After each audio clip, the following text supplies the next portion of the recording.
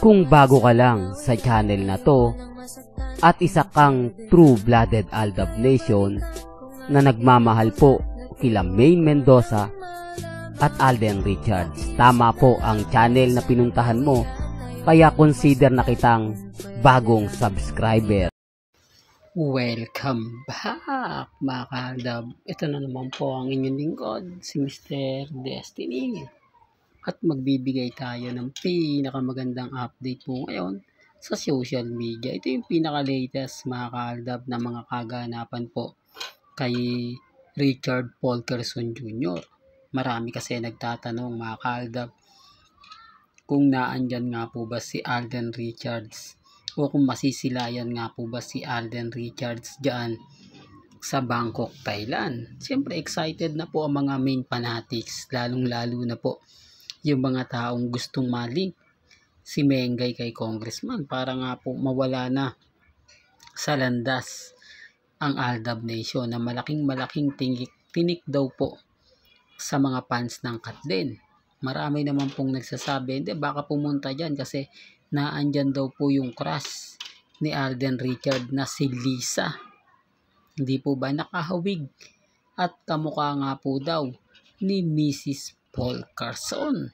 Oops, issue na naman yan, Mr. Destiny. Gumagawa ka na naman ng issue kay Alden. Marami na naman magre-react ng mga fans na yan. Lalong-lalo na nga po etong mga fans ng Katlen. Sinasabing matagal na issue yan. Keso inamin lang ni Alden na crush niya pero wala siyang, kumbaga hindi niya type maging jowa, etc. etc. Di po ba? Dito pa lang mararamdaman nyo na yung mga bitter eh. Dito pa lang mararamdaman nyo na kumbaga halatang halata po. Kasi nung mga panahon po ng Aldab, nung wala pa po si Catherine at si Mengay, halos ipagduldulan po ng mga fans si Lisa para kay Alden. Ngayon po, parang iniitsapera na po nila, no? Hindi, real talk to mga ka-Aldab. Marami po kasi mga Alden fanatics ang gustong-gusto nga po si Catherine. Ito yung mga baguhang Alden fanatics lang. O ba ito yung mga fans ni Alden na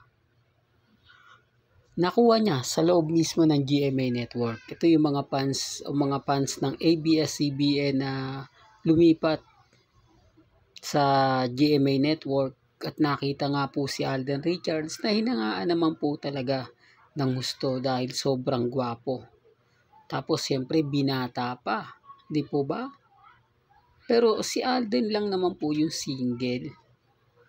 Pag sinasabi ko po yung salitang single kapag si Alden lang, marami po talaga nagre-react.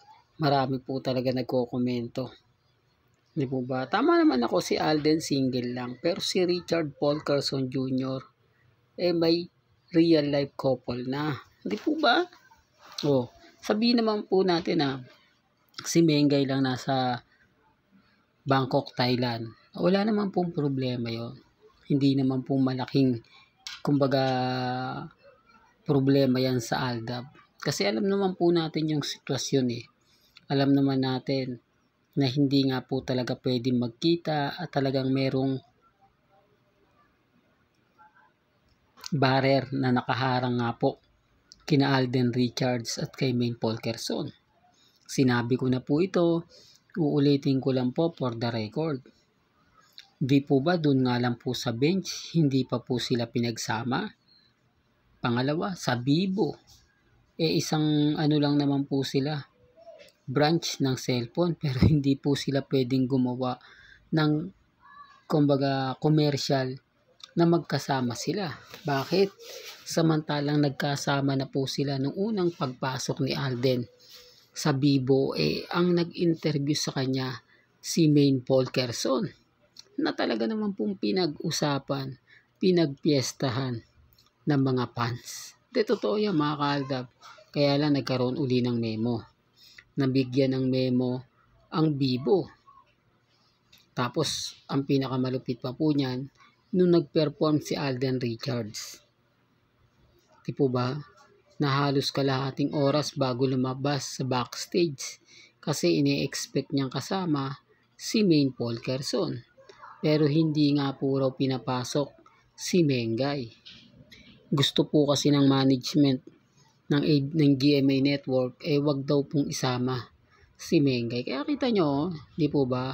O baka sabihin nyo, hindi, fake news na naman po ako. So, kung fans po talaga kayo ni Mengay, alam nyo, at fans kayo ni Alden na never po itong pinagsama pagkatapos po ng interview ni Mengay kay Alden. Yun po yung una at huling pinagsama sila sa Bibo. 2025 na pero magkalayo pa rin po sila. At kay Doktora Vicky Bello, pansin niyo yung mga post ng Bello Medical Group. Mauuna si Alden. Kumbaga, po-focus sila kay Alden. Tapos maya-maya, makikita mo na naman si Mengay. Di po ba? Kaya nga po yung iba, nagtataka na lang kung bakit daw po ganun, bakit daw po ayaw na lang pagsabayin yung video para mas maganda, di po ba, dalawang celebrity agad-agad. Real talk yan mga kaaldab. Kaya nga sabi ko sa inyo mga kaaldab, may mga bagay-bagay po na kung iisipin nyo naman po at susuriin, talaga naman pong kakaiba. Dahil maraming nagtatanong, oo nga Mr. Destiny, ang daming lapses talaga. Kung pagbabasihan nyo yung mga nangyayari kina Alden at kay Maine, talagang pinagpipilitan po nilang itago. Talagang tinitignan nila na hindi talaga po, yan ang malaking sampal. Hindi po ba sa management? Kasi once na bumalik po talaga yung Aldab, yan lang po tayo magkakaalaman.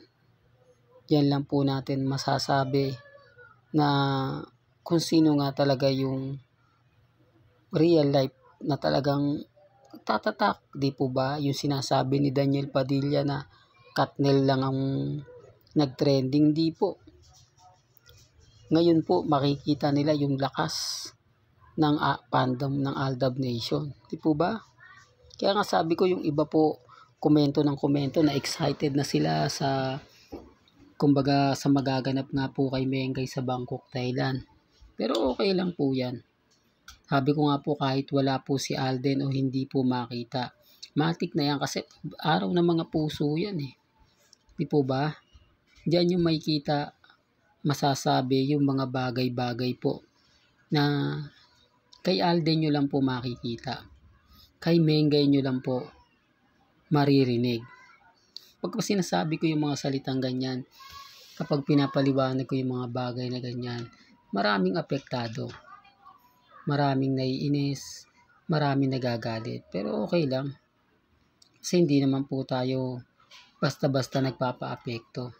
Hindi naman tayo basta-basta nagpapatinag. Lalo pa po ngayon, nararamdaman natin ang presensya nila Mengay at nina Alden Richards. Diba? Sinasabi ko lang po ito mga kaaldab para lang po klaro. Pinapaliwanag ko lang po ito sa mga taong dumadaan at bumibisita po sa channel ni Mr. Destiny. Hanggat hindi po, sabihin na natin o hindi, hanggat hindi po natitinag o masasabing bumabagsak ang fandom, hindi po tayo matitinag, magiging matatag pa po tayo. Sabi ko nga po sa inyo, lalo pong tumitibay ang Aldab Nation sa ginagawa po nila. Akala po nila sa pambabas po nila sa atin, sa kumbaga kung ano-anong mga salita na ginagamit po sa atin, matitinag po tayo. Akala nila madali pong matinag ang Aldab. Hindi po. Matatag po ang Aldab Nation at hindi lang po ito grupo o fans club. Ulitin ko, ang Aldab po fandom. Ang ibig po sabihin ng fandom, buong mundo po, napakalaking fandom.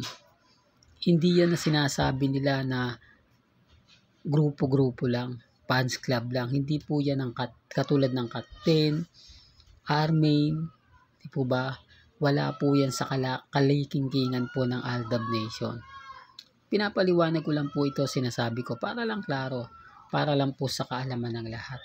Walang ganito na lang po ang ating latest updates. Kaya kung gusto nyo pa po ng pinaka-latest at sariwang update, abay tumutok lang po kayo dito po sa channel ni Mr. Destiny para updated po kayo sa mga bago at sa mga latest po na i-upload po natin maya-maya lang. Hanggang sa muli, salamat po sa panonood at pakikinig.